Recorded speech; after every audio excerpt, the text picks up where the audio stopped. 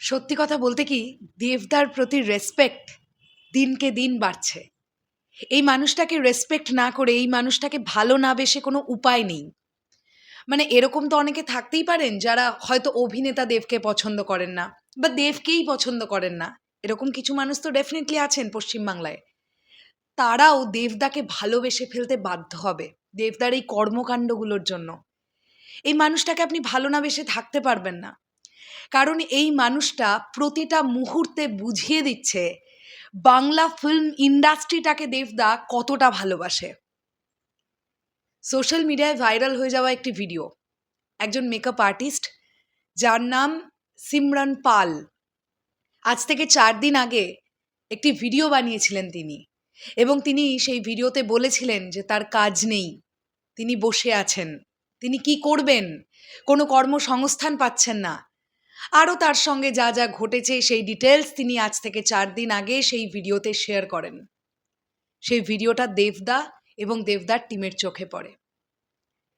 দেবদা প্রথমেই ওই পোস্টটাকে শেয়ার করে সিমরান পালকে আশ্বস্ত করেন যে কোনো চিন্তা নেই, আমরা তোমার পাশে আছি। দেসু 7-এর জন্য যে প্রোডাকশন ম্যানেজার, সে কল করবে তোমায়।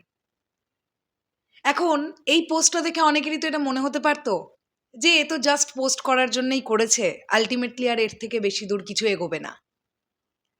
এখন থেকে কিছু মিনিট আগে সিমরান পাল আবার একটি ভিডিও তৈরি করেছেন, যেখানে সিমরান পাল দেবদাকে থ্যাংক ইউ জানাতে জানাতে কেঁদে ফেলেছেন। দেবদার টিম সিমরান পালের সঙ্গে অলরেডি যোগাযোগ করে ফেলেছে এবং দেসু 7-এ সিমরান পাল একজন মেকআপ আর্টিস্ট হিসেবে কাজ করছেন, এটা ফাইনালাইজড হয়ে গেছে।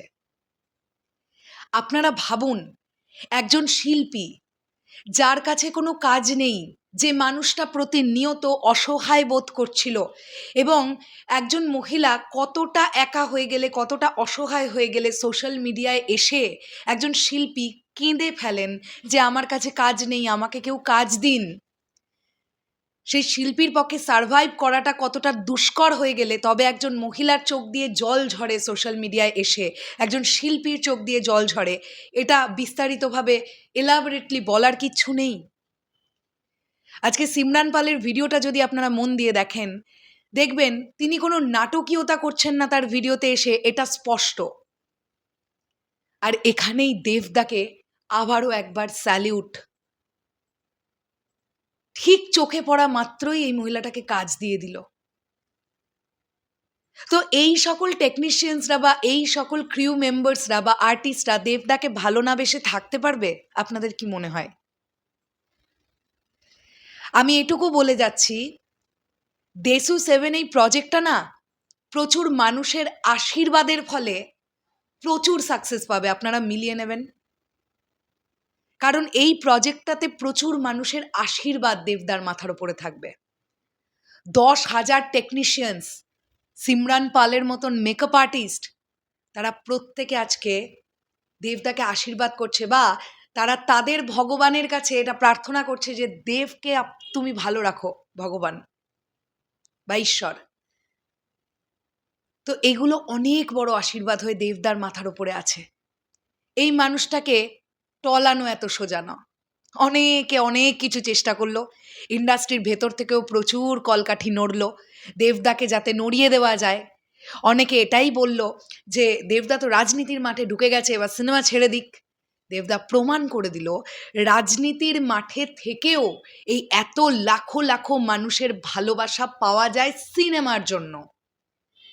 আজকে দেবদা কোনো একটা সভাতে গেলে, আমি বলছি না রাজনৈতিক দলের ভিড় নেই, আছে ভিড়, কিন্তু রাজনৈতিক দলের যে পরিমাণ ভিড় আছে সম পরিমাণ ভিড় আছে অভিনেতা দেবকে সাধারণ মানুষ দেখতে যাচ্ছে, কারণ দেবদাকে তারা অভিনেতা হিসেবে ভালোবাসে, দেবদার ফ্যানেরা যাচ্ছে। সো ফ্যান্টাস্টিক একটা ব্যাপার। শরৎ মিউজিক বেঞ্চেস চ্যানেলের তরফ থেকেও দেবদা তোমাকে অনেক অনেক থ্যাংক ইউ। আজকে এই মেকআপ আর্টিস্টের পাশে তুমি দাঁড়ালে, তোমার টিম দাঁড়ালো, দেসু 7 টিম দাঁড়ালো।